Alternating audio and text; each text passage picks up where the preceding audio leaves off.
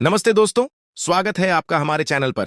आज हम लेकर आए हैं गॉड लेवल असैसिन का चैप्टर 4। तो चलिए बिना देर किए इसे शुरू करते हैं। वास्तविक दुनिया में किन शियाओयो अपनी सहेली के साथ स्कूल में बात कर रही है। उसकी सहेली पूछती है कि क्या वह अपने भाई किन फेंक से माफी नहीं मांगेगी, क्योंकि कल वे दोनों सोंग फेई को सपोर्ट करने के लिए परीक्षा छोड़कर चली गई थीं। शियाओयो बहुत जिद्दी है।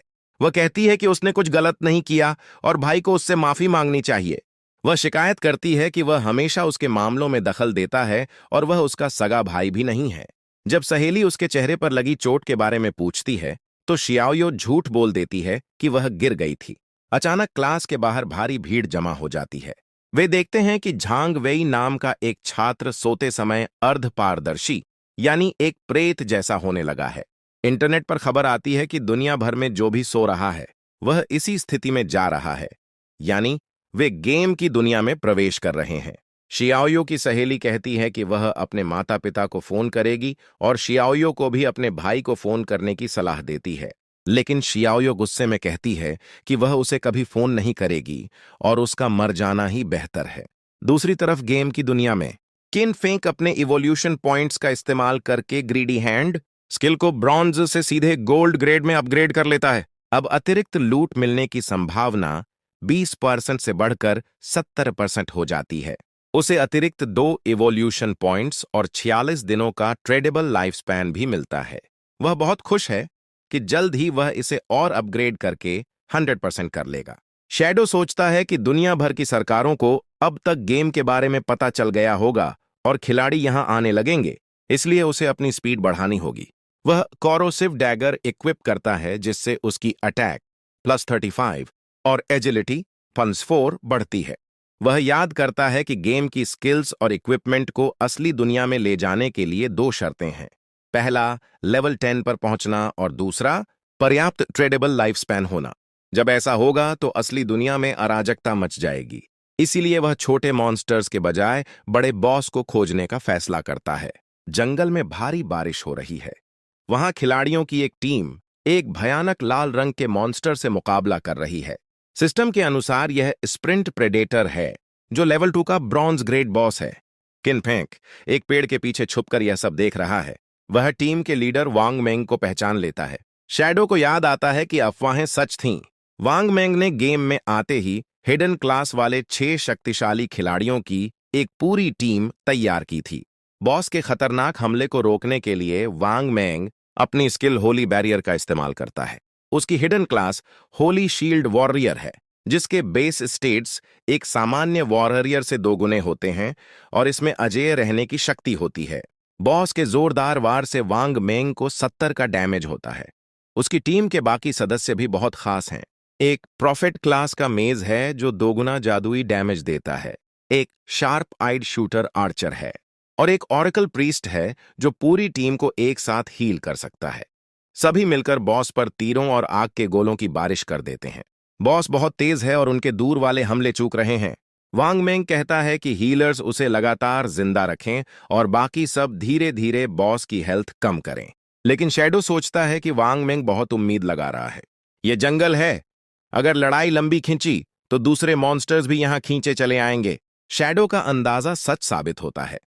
झाड़ियों में से भूरे रंग के कीचड़ से सने हुए लेवल 2 के आम मॉन्स्टर्स बाहर आ जाते हैं, जिन्हें क्रप्टर कहा जाता है।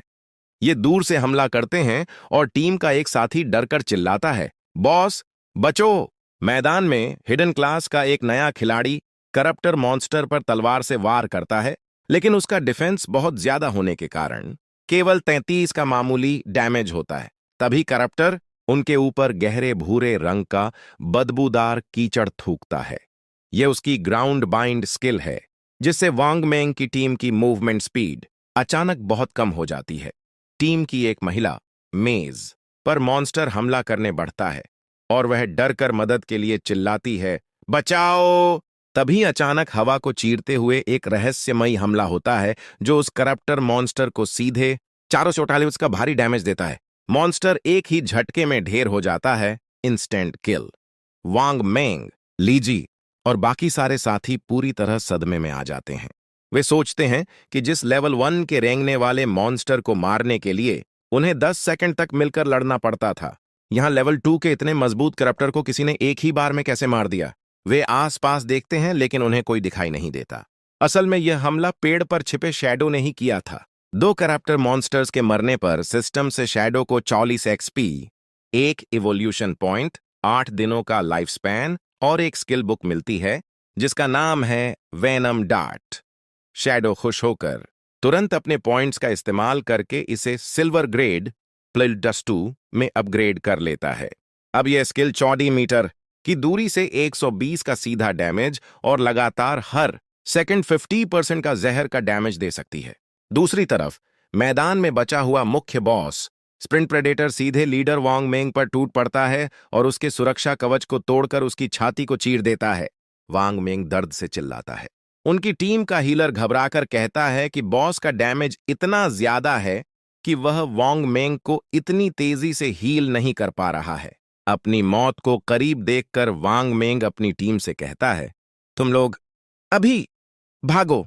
जब वांग मेंग की टीम पूरी उम्मीद खो चुकी होती है, तभी अचानक शैडो अंधेरे से निकलकर बॉस स्प्रिंट प्रेडेटर पर पीछे से एक अत्यंत भयानक और सटीक वार करता है। यह हमला इतना शक्तिशाली है कि बॉस के ऊपर लाल अक्षरों में 845 का विशाल क्रिटिकल डैमेज दिखाई देता है, जिससे बॉस की आधी से ज्यादा हेल्थ एक ही पल में गायब हो जाती है।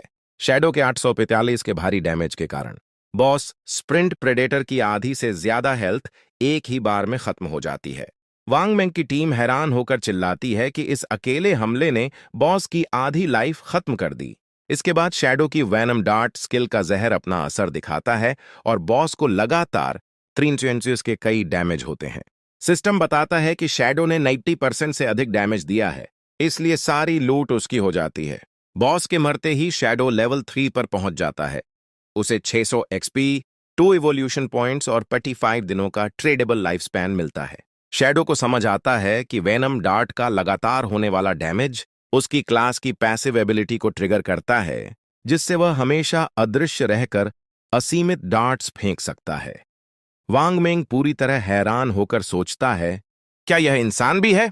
ग्राउंड पर गिरी हुई बॉस की लूट की रोशनी अचानक गायब हो जाती है क्योंकि शैडो उसे उठा लेता है।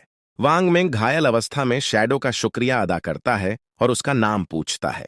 शैडो ठंडेपन से सलाह देता है, जंगल में किसी पर इतनी जल्दी भरोसा मत करो। वांग मेंग उसकी सलाह मानता है और अपना परिचय देता है कि वह वांग मेंग है और उसके पास डाक्सिया सरकार का समर्थन है। शैडो सोचता है कि वांग मेंग के पास बहुत संसाधन हैं, इसलिए वह उसे अपनी गैर जरूरी लूट बेचने के लिए एक स्थिर सेल्स चैनल की तरह इस्तेमाल कर सकता है। अपनी ग्रीडी हैंड स्किल के कारण शैडो को बॉस के खास जूते मिलते हैं जो उसकी फिजिकल डिफेंस और कूल डाउन स्पीड को 15% बढ़ा देते हैं। अंत में शैडो देखता है कि इस बार उसकी तरक्की पिछले जन्म की तुलना में 100 गुना तेजी से हो रही है। वह अपने दुश्मन को याद करके कसम खाता है, सोंग फेई, मैं जल्द ही तुम्हारे पास आ रहा हूं एक गॉड लेवल असैसिन के रूप में। आज के लिए बस इतना ही। अगर वीडियो अच्छी लगी तो थम्स अप दें और चैनल को सपोर्ट करने के लिए सब्सक्राइब करें। मिलते हैं बहुत जल्द एक नई वीडियो के साथ। जय हिंद।